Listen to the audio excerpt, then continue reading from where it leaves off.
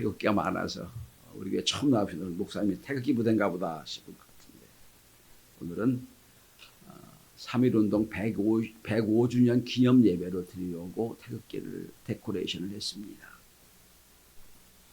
우리나라가 1945년 독립을 했습니다.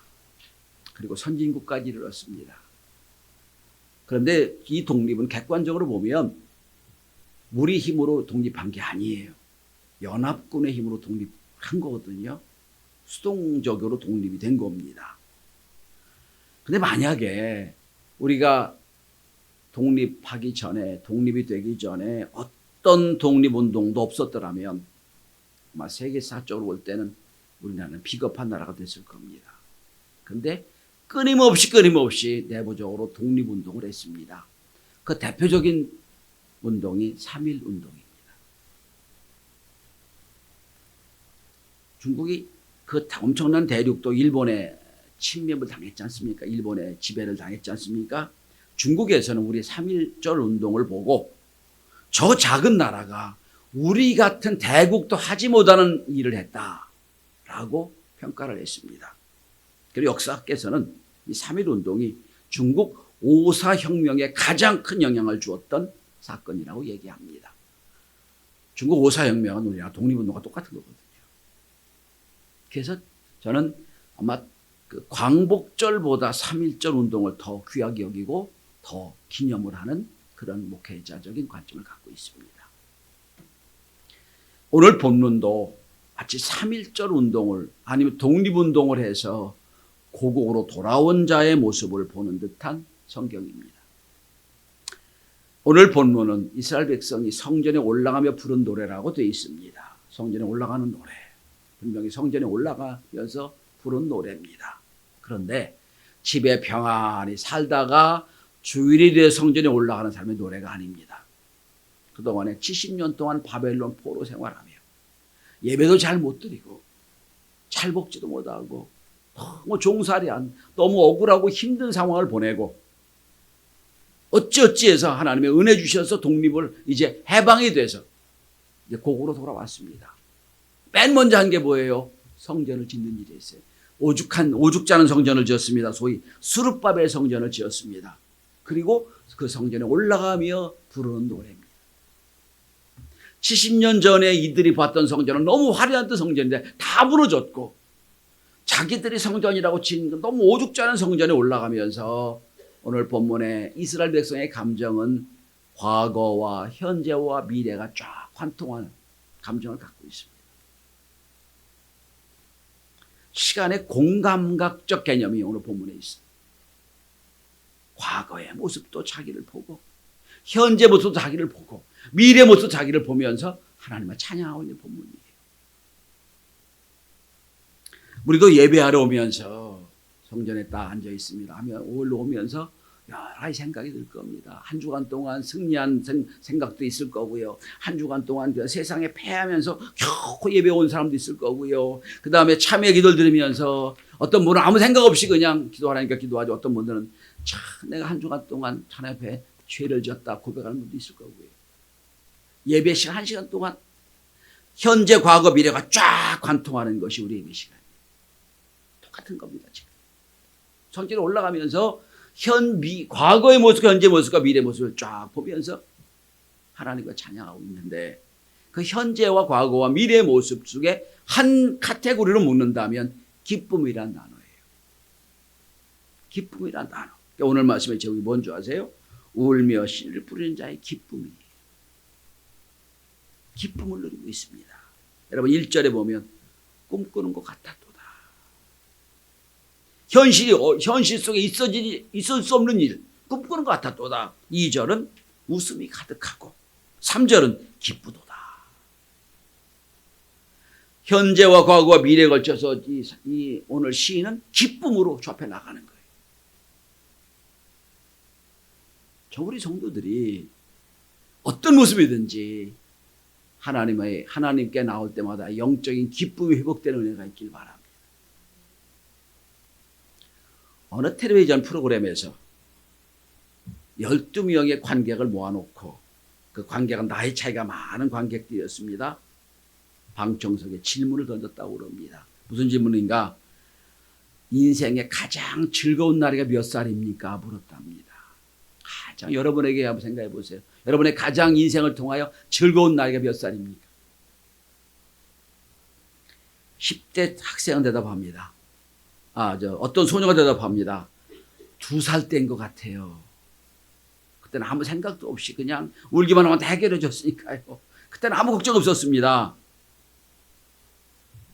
10대 여학생이 대답합니다. 18살 되면 행복할 것 같아요. 좋을 것 같아요. 왜요? 고등학교를 졸업하고 내 마음대로 살 수 있을 것 같으니까요. 43살인 남자 성인이 말합니다. 25살이 제일 좋을 나이인 것 같아요.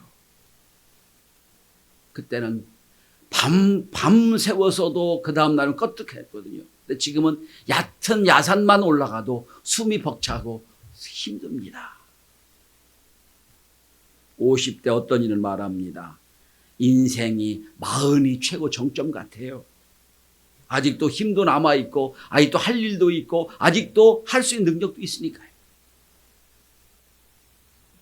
40대 여자 아줌마는 말합니다.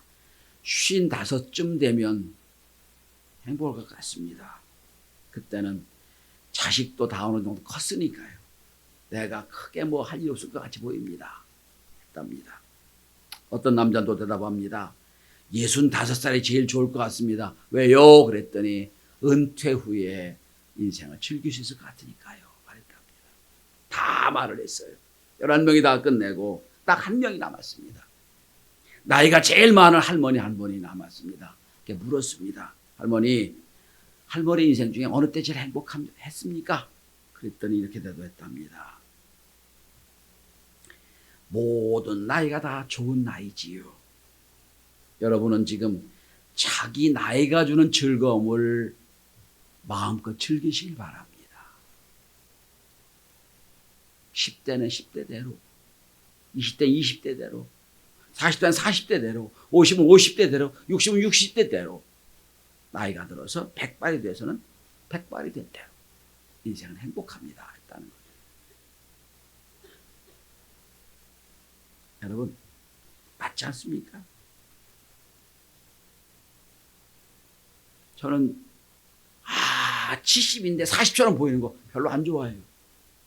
70은 70 먹게 보여야지. 40 얼굴만 보인다고 40이 됩니까? 아니잖아요. 나이에 먹게 나이에 맞는 기쁨도 연륜도 은혜도 있어야지. 그렇죠? 자, 여러분 에덴 동산에 하나님이 인간을 창조하실 때 갓난아이가 늘 웃고 장난치는 것 같이 아주 순수하게 창조하셨어요. 기쁘면 기쁘다고 웃고 아주 좋은 마음으로 창조했단 말이에요. 근데 죄가 들어오면서부터 하나님 관계가 깨어지고 나서부터는 웃음과 즐거움이 없어졌어요. 기쁨이 없어졌어요.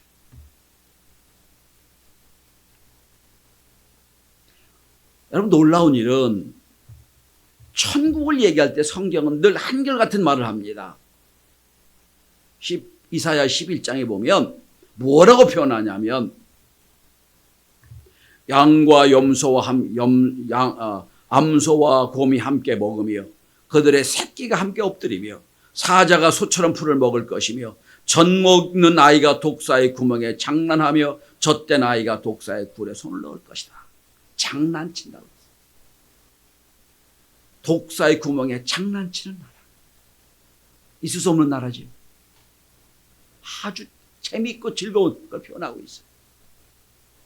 그 다음에 스가랴 8장에도 보면 여러분 성경에 기쁨을 천국을 뭐라고 표현한 줄 아세요? 만군의 여호와가 말하노라 예루살렘 길거리에 늙은 지아비와 늙은 지어미가 다시 앉을 것이라. 다 나이가 많음으로 각기 손에 지팡이 잡을 것이요 그 성읍거리에 동남과 동료가 가득하여 거기서 장난하리라. 이게 천국이에요. 장난치는 나라. 기쁜 나라. 천국이에요. 저는 오늘 126편에 나오는 이스라엘 백성들의 성전에 올라갑니다. 초라한 성전이에요. 옛날 성전과 비교도 안 되는 성전에 올라가면서 이가 기쁨을 누리고 있어요. 기쁘도다. 기쁘도다. 자, 그렇다면 어떻게 이 주인공이 기쁨을 누린다고 생각합니까? 어떻게 기쁨을 누리고 있다고 생각을 합니까? 첫째는 과거입니다. 과거에 구원받은 기쁨이 있어요. 구원받은 감격이 있다는 거예요. 여러분 오늘 본문에 보시면 이렇게 1절에 나옵니다. 시온의 포로를 돌려보내실 때 꿈꾸는 것 같았다. 우리가 바벨론에 70년 동안 포로 생활하면서 우리 능력과 우리 운동이 아니라 어느 날 갑자기 하나님이 약속한 대로 우리를 해방시켜 줄 때 꿈꾸는 것 같았다. 있을 수 없는 얘기였다는 거예요. 내가 지금 꿈이냐 생시냐 했던 그런 기쁨이 있다는 거예요. 여러분 가만히 돌이켜보세요. 여러분들이 지금 성전에 나와 앉아 있습니다. 구원받았습니다. 우리가 구원받은 게 우리 노력해서 받았습니까? 야, 구원받으려면 우리가 이거 해야 돼 라고 해서 구원받았습니까? 아니잖아요. 은혜로 구원받은 거예요. 너 구원받으려면 얼마 바쳐야 돼. 너 구원받으려면 너 3년 4년 수행해야 돼. 하나도 없었잖아요. 여러분. 돌이켜보니까 꿈꾸는 것 같아서.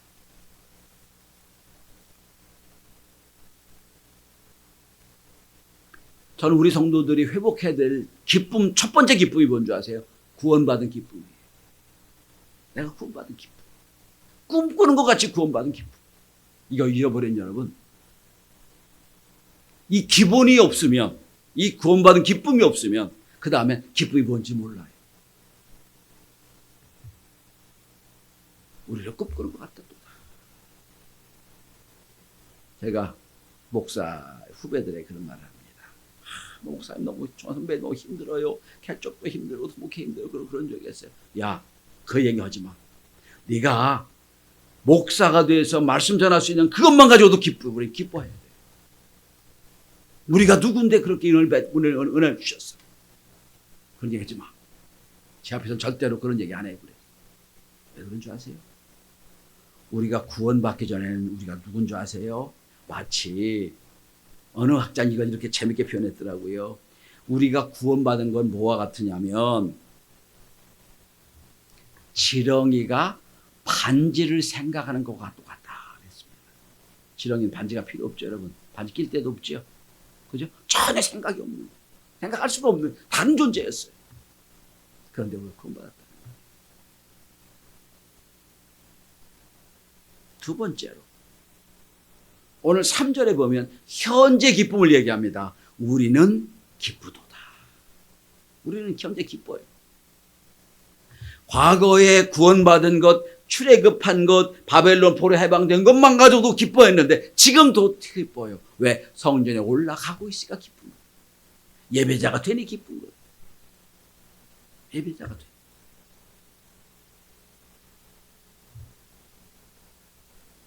현재적인 기쁨입니다.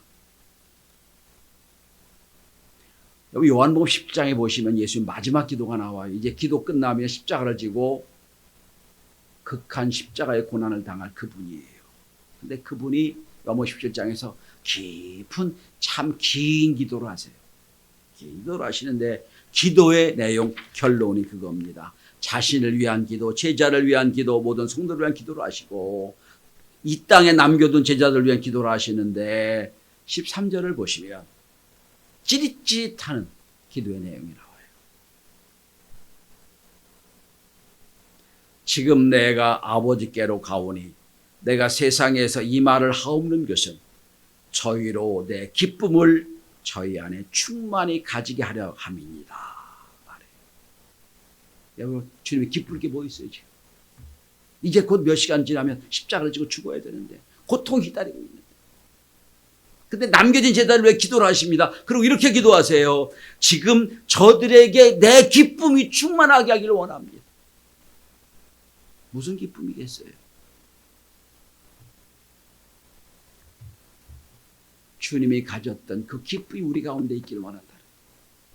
그러니까 저는 여러분 좀 속상한 게 뭐냐면 예배에 오는데 예비군 훈련 받는 것처럼 오는 분들이 있어요. 끌려와. 안 가면 문제 생기니까. 찬송을 부르는데 무슨 기념식장에서 애국가 부르는 것처럼 찬송을 불러요. 무슨 뜻인지 아세요? 애국가 여러분 부를 때 막 감격에 부릅니까? 아니잖아요. 부르니까 부르죠. 근데 여러분, 애국가를 어디서 들으면 감격이 있냐면 외국에서 들어보세요. 감격이 있어요. 우리는 그냥 국민의례 하듯이 찬송을 부르고 국민의례 하듯이 예배드리는 걸 때 마음이 많이 아파요. 저런 게 아닙니다.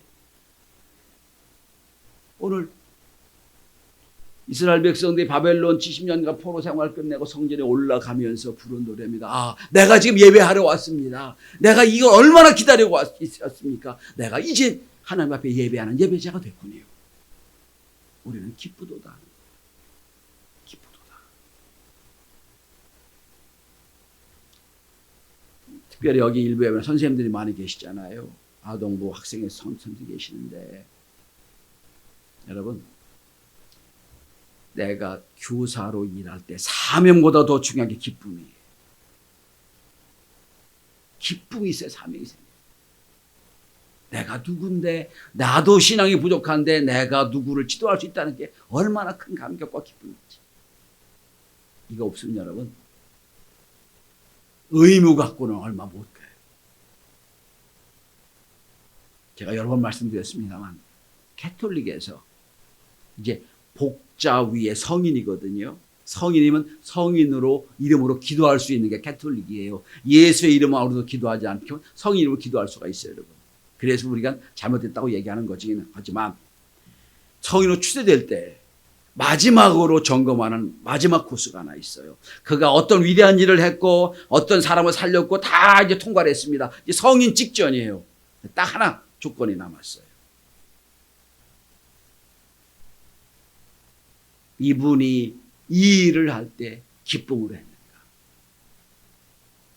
이 기쁨을 하지 않았으면 성인이 못 돼요.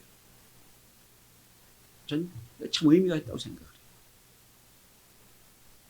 하나님, 내가 열심히 일을 감당했습니다. 네가 기뻐했냐? 아니, 사명을 했는데. 아니, 기뻐했냐고. 너 이 일을 열심히 위대한 일을 했습니다. 그래, 잘했다. 근데 네 속에 기뻤냐? 기쁨이 있었냐? 찾아야 될 거예요. 자, 마지막. 과거에 구원받은 기쁨이 있습니다. 현재 기쁨이다. 예배자로 온 것이 기쁨이다. 그리고 미래에 주실 기쁨을 노래하고 있어요. 여러분, 오늘 본문을 보시기 바랍니다.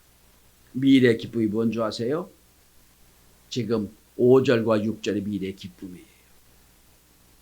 1절, 2절, 3절이 현재의 기쁨, 과거의 기쁨이라면 5절, 6절은 미래의 기쁨이에요. 기쁨인데 여러분께서 이 5절에도 기쁨이 나오죠. 기쁨으로 거두리로다. 6절도 기쁨이 나오죠. 그런데 미래는 지금 과거처럼 그냥 주어지는 게 아니라는 거예요. 다시 여러분 5절 봅니다. 눈물을 흘리며 씨를 뿌리는 자는 눈물이 앞에 나옵니다. 6절에 보면 울며 씨를 뿌려 나가는 자는 우는 것이 앞에 나와요. 1절, 2절은 그냥 기쁨이 나왔거든요. 5절, 6절은 아니에요. 그 앞에 뭐가 붙어요? 눈물을 흘리며 울며 씨를 뿌리는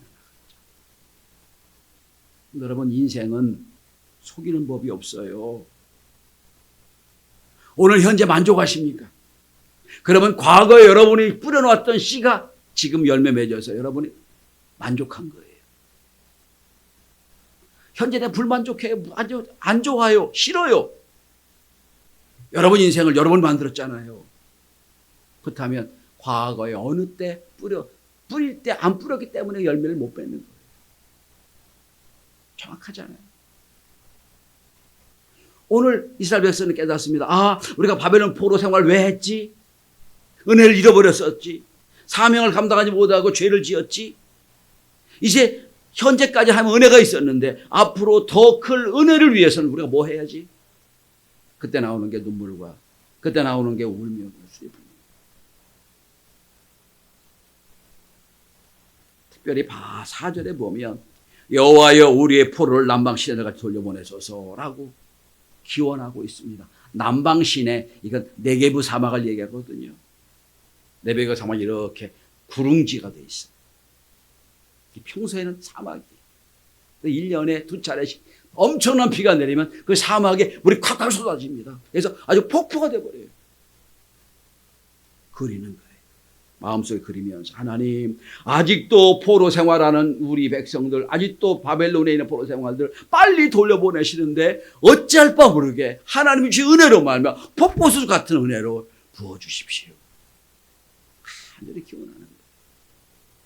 그러면서 그걸 위하여 5절과 6절에 다시 한번 고백하는 거예요.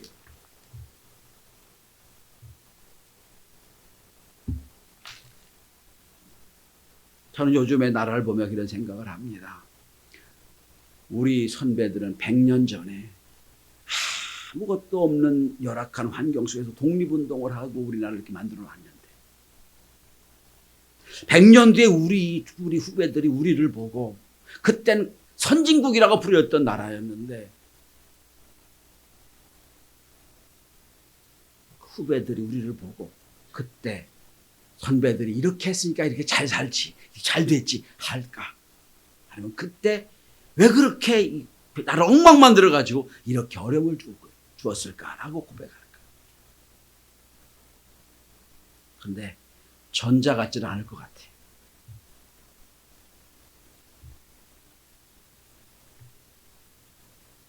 미래를 위하여 우리는 미래의 기쁨을 위하여 눈물을 흘리며 씨를 뿌려 나가는 자가 되어야 됩니다. 울며 씨를 뿌려 나가는 자가 될 때 미래의 기쁨이 우리에게 허락되는 겁니다.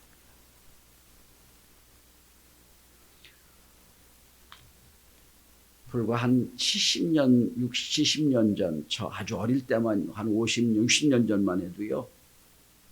4월, 5월 되면 보릿고개를 넘었어요. 지금부터 어려운 시기에 농촌에 가면 보릿고개. 진성이란 가수가 쓴 노래 말 중에 보릿고개란 말이 있더라고요. 자기 인생의 고백이 그런 것 같아요. 그분하고 나이가 인생이 별 제 비슷한 나이 연배 같은데, 뭐 가사를 보면 참 안타까운 가사가 있더라고요. 그 보릿고개를 넘어가요. 그래서 여러분 왜 보리 추수하기 전까지 아주 극심한 가난을 겪고 먹을 게 없는 거예요. 그래서 산에 가서 그죠? 나무 캐가지고 먹고 나무 조각을 가다가 구워 먹고 막 그랬던. 그래서 무엇 찢어지게 가난하다는 말이 거기서 나왔습니다. 나무 줄기를 갖다가 풀떼기 놓고 끓여 먹었어요. 소화가 안 돼가지고요 문제가 생기는 거예요. 그렇게 가난을 겪었어요. 그런데 아무리 가난하고 찢어지게 가난해도요 그 집에 창고에 가면 종자가 있었어요.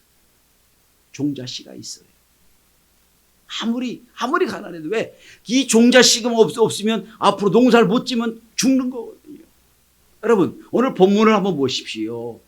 울며 씨를 뿌리는 자 또한 눈물 흘며 씨를 뿌린 자, 이 씨가 무슨 씨예요 여러분? 바로 그 씨예요.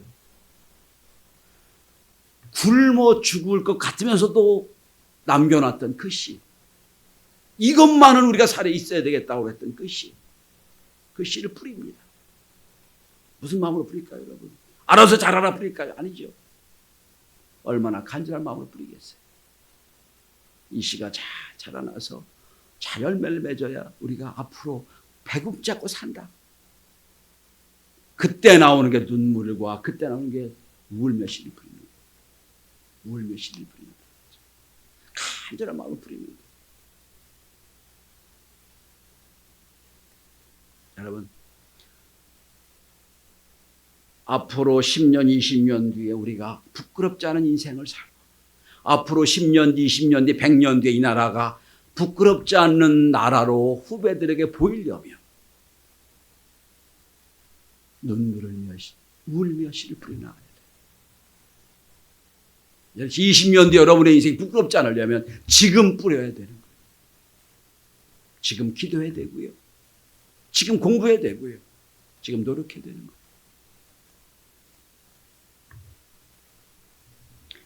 인생사전이라는 책이 있습니다. 인류사에 커다란 영향을 미친 백인의 위인들을 그 인생을 쭉 적어놓은. 근데 질문을 100가지 질문을 던지고 질문에 답하는 그런 책입니다. 이 책에 나오는 이야기를 여러분에게 드리려고 합니다. 어느 젊은이가 현자라고 부른 노인을 찾아갑니다. 그리고 이렇게 질문합니다. 인생의 즐거움이 뭔지 모르겠어요. 즐거움을 알지 못하니 도대체 어떻게 하루하루 살아야 할지 모르겠습니다. 무슨 일을 해도 효율이 안 늘리고 늘 불안하고 망설임만 더 있어서 앞으로 이렇게 살고 싶지 않은데 어르신 인생의 즐거움을 좀 가르쳐 주십시오. 그랬더니 청년의 고민을 듣고 노인이 대답합니다. 엄숙하게 대답합니다. 자네 지금 내 앞에서 죽을 수 있나? 청년이 깜짝 놀랍니다. 아니 어르신, 내가 어르신을 찾아온 것은 더 의미 있고 즐거운 인생을 위해 찾아왔는데 어떻게 지금 죽으라고 하십니까? 노인이 대답합니다. 왜 지금 너는 죽지 못한다고 생각하냐? 그랬더니 젊은이가 마다합니다. 예, 제겐 지금 사랑하는 아내가 있고요, 가족이 있고요, 사랑하는 자녀들이 있습니다. 그들은 제가 죽으면 마음이 아파서 그에게 슬픔을 줄 수 없습니다. 못 죽습니다. 그랬더니 노인이 말합니다. 그게 정답이네. 그게 답이 이미 남았네. 자네가 슬픔을 주고 싶지 않은 그 사람을 위하여, 사랑하는 사람을 위하여 살게. 그게 인생의 즐거움이네. 나는 지금까지 나를 찾는 많은 사람에게 죽을 수 있냐고 물었네. 그때마다 그들은 대답하네. 죽을 수가 없다고. 그럼 왜 물었네? 왜 죽을 수 없냐고 그랬더니 한결같은 말이 사랑하는 사람을 죽을 수 없다고 얘기했네. 그것이 인생의 즐거움이네. 이 책을 읽으면서 많은 걸 생각했어요. 여러분 기쁨이 뭡니까? 기쁨. 그죠? 후회할 수 없는 내 사랑하는 그 사람의 내 사랑하는 그 일을 위하여 그분의 미래를 위하여 내가 지금 사는 것. 저는 오늘 126편 시편을 읽으면서 이스라엘 백성이 성전 올라오면 그랬을 겁니다. 서로 얘기했을 겁니다. 울며 씨를 뿌려나가자. 눈물을 몇 씨를 뿌려나가자. 다시는 우리 후배들이, 다시는 우리 후세들이 우리처럼 어려움을 당하지 않도록 눈물을 씨를 뿌려나가자 했을 것 같습니다.